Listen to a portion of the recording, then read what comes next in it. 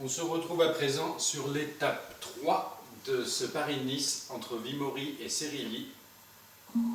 À 20 km de l'arrivée, je suis avec Wegman, c'est avec lui que je vais tenter la victoire d'étape, je crois, aujourd'hui. Je vais demander à Van de Velde, qui est devant, de relayer très fort et Daniel Martin de se mettre en protection. La situation de course, on a Izaguirre Lemoine à 1 minute 32. Oula, qu'est-ce que c'est que ça? Un virage surprenant là. Et on a Erviti et Roras de la Movistar à 53 secondes. Le peloton donc à 1,28. Donc, là il y a un sprint intermédiaire. Je vais passer le grand plateau. L'écart qui continue à augmenter. Ce profil d'étape, il y a peut-être une petite bosse sur la fin, mais c'est vraiment très léger. Donc là, pendant la descente, je pense que je vais peut-être, à 16 km de l'arrivée, oui, je vais tenter ma chance avec Wegman. C'est maintenant qu'on part. Allez, on y va. Où j'ai le maillot jaune Farrar qui venait avec moi, là, c'est pas bon. Alors, on revient déjà sur un premier groupe. Donc Erviti et Roras, a priori. Qu'est-ce que ça dit le peloton? Il y a Farrar qui essaye de préserver ses chances. Je vais leur demander de rester dans leur groupe. Voilà. Pour ne pas gêner l'éventuelle remontée de Wegman.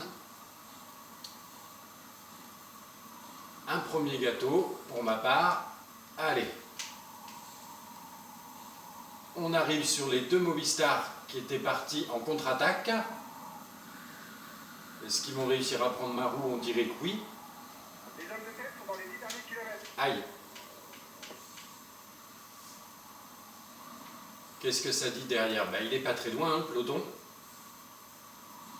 Moi, il faudrait que mon rouge revienne un petit peu, éventuellement. Là, à 10 km de l'arrivée, je pense qu'on est encore loin du groupe de devant. Effectivement, on a encore 1 minute 24 de retard sur les échappés.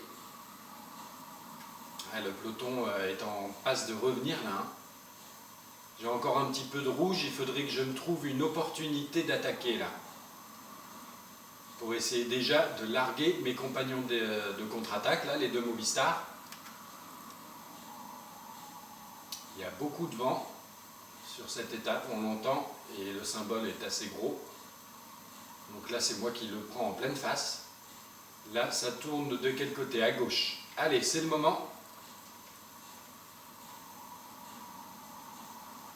À 6 km de l'arrivée, Wegman doit faire son effort. Oula, j'ai pas du tout largué les Movistar qui ont bien pris le virage a priori. On les voit là devant. On dirait qu'ils sont un peu à la peine. Il reste moins de 5 km pour la tête de course.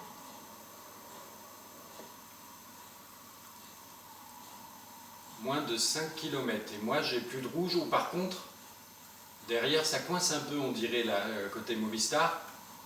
Mais le peloton revient fort. Moi, j'ai plus de ravitaillement, donc il va falloir gérer ça seul. Ah, Erviti fait l'effort pour ramener Roras. Qu'est-ce que c'est que ces panneaux là? 20 km de quoi? C'est qu'on emprunte des routes du Tour de France sûrement? Alors là, on va passer Izaguirre. Je pense que Roras va se débarrasser d'Erviti assez rapidement là maintenant. Ou ça revient fort derrière là? Ça revient fort. Ça revient fort, mais ce sera peut-être trop tard pour eux là. On arrive sous la flamme rouge. Allez Wegman. Ça va sprinter derrière. Oui, ça sprint. Il faut y aller là. Quitte à bousiller tout mon rouge.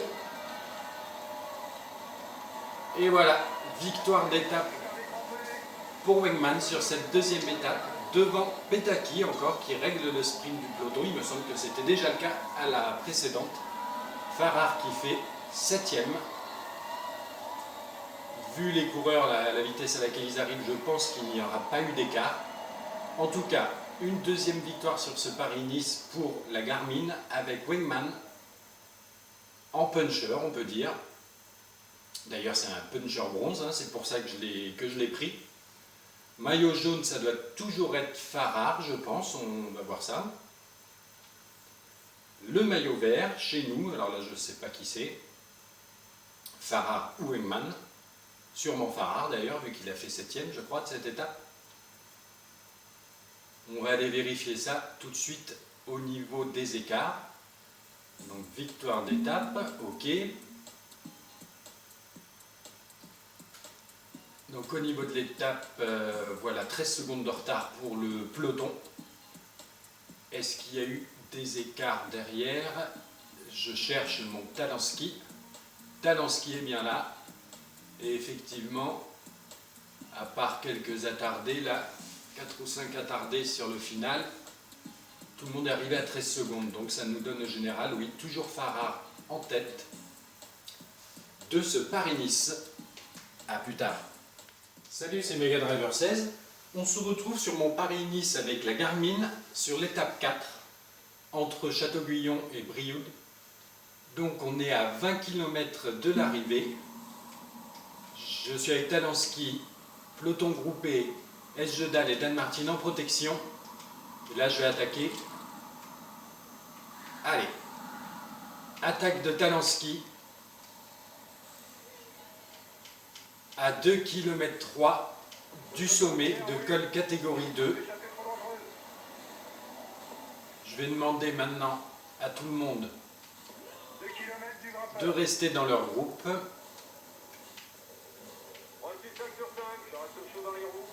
Et je me suis fait surprendre. Je pensais que là, avec ce profil, on n'était qu'à la première petite bosse. Mais non, on est directement au col de catégorie 2. Donc là, a priori, j'ai 15 secondes. Il faut que j'en remette une couche. Allez. J'aurais peut-être dû prendre un rouge. Hein. Oula. Oula, j'ai été trop loin dans le rouge, là. Il a du mal. Il bouge excessivement trop les épaules. Ça y est, c'est un peu revenu. Maintenant, il va y avoir une belle descente à faire, là, que je ne connais pas. Donc, bon, va falloir voir comment ça se gère. Allez. C'est parti pour la descente. Dans le profil de l'étape, on dirait une descente vraiment abrupte. Pour le moment, c'est pas le cas. Allez, Talansky. Il faut faire une belle descente là, que le rouge remonte un peu, que je puisse faire quelques relances. J'ai 2 gâteaux, donc ça devrait le faire. Il y a quand même c'est gris, hein, au niveau de la météo, là je me dis ça en regardant en même temps, je dirais même du brouillard, c'est marrant. D'un autre côté, on est en mars, hein, donc c'est normal, c'est pas le printemps ni l'été. On est près du printemps, enfin bon, bref. Après ces considérations météorologiques, je vais me concentrer un petit peu plus sur cette descente. On voit que Farrar est à 23 secondes. Aïe, la rambarde. Heureusement, c'est comme dans le jeu Tour de France. C'est pas trop pénalisant de prendre ces rambardes. 30 secondes sur le peloton. 30 secondes, et avec le brouillard, on voit quasiment rien derrière. Mais bon, les écarts sont notés. On est à 10 km de l'arrivée. C'est une bonne nouvelle pour nous, pour le général. Allez, Talansky, il faut poursuivre son effort. On a une belle barre jaune quand même là. Ça devrait être largement faisable. 10 km de l'arrivée, les gars. Restez bien placés pour éviter les chutes. Allez, on a aussi une belle barre rouge à présent, donc on va la grignoter Et en difficulté. Pas sûr qu'il soit là pour discuter. pour relancer. Voilà, on va essayer de ne pas se mettre dans le rouge comme tout à l'heure justement, en la vidant totalement. J'en garde un petit peu. Le peloton est maintenant à 48 secondes. Pas sûr qu'il soit là pour discuter le sprint. Et ça n'arrête pas de décrocher par l'arrière, on dirait, hein, les sprinteurs en particulier. Un petit peu de descente là, ça va faire du bien à 5 km de l'arrivée. Je relance un petit peu. 5 km, les gars. Voilà le panneau des 5 km. C'est bon, ce virage n'était pas trop dur. Oula, une petite montée là, ça peut faire mal ça. Regardons un petit peu derrière. 76 coureurs, Perrault est encore lâché. Avec un autre gars. Allez, je prends mon dernier ravitaillement à 3 km 7. Ma barre rouge, ce serait bien qu'elle remonte un petit peu. Allez, Talanski. On peut signer là une belle opération au classement général. L'écart est passé à 1 minute, ça c'est bien. Bon, les sprinteurs, ceux qui restent en tout cas, vont tout donner dans le final, donc ça devrait réduire. D'ailleurs, ça commence à réduire. La flamme rouge. La flamme rouge pour Talanski. Allez, faut en remettre une petite couche.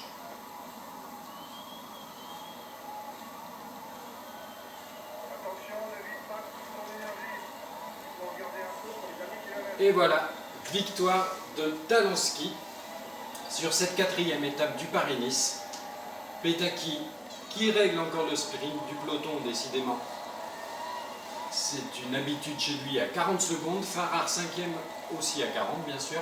C'est pas mal. En tout cas, une 3e victoire d'étape pour la Garmin sur ce Paris-Nice. C'est bien. Bouquet soulevé par Talanski, le jeune américain, qui doit faire une belle opération quand même au général. Le maillot jaune, je ne sais plus, je n'ai plus en tête les écarts, donc c'est soit Farrar, soit Talanski. Le maillot vert de Farrar, ça c'est sûr, mais qui signe une belle 5e place. Le maillot à pois, tiens donc, oui, ça doit être Talanski sûrement, oui, avec les points là, du col de catégorie 2, il est passé en tête. Et le maillot blanc, ça c'est sûr, c'est pour Talanski. Allons voir un petit peu ce qui a été comptabilisé et ce que ça nous donne au classement général de ce Paris-Nice. Donc la victoire d'étape. S'échapper pendant au moins 10 km, d'accord. Porter le maillot blanc avec Talanski, d'accord. Et bien donc c'est Farrar encore en tête. On voit donc au niveau de l'étape que Talanski a terminé 40 secondes devant le peloton. Mais le peloton qui ne faisait que 76 unités, on retrouve quand même les favoris, Scarponi, Van Garderen, Porte, Cunego, Vauclair, Quintana qui est dans le bon groupe cette fois-ci, Velits, très bien. Après il y a eu quelques écarts, mais là-dedans à 1,46, il n'y a pas a priori de gros favoris. De toute façon, les gros favoris sur ce Paris-Nice, finalement, c'est Porte, Van Garderen, et puis c'est tout, quasiment. Après, il y a des seconds couteaux, genre Quintana, Talanski, Vauclair. Mais voilà. Bref, au général, on a vu que Farrar était toujours en tête, 3 secondes devant Talanski, 2e, 35 secondes devant Pérez, etc., etc. On se retrouve pour la suite de ce tour.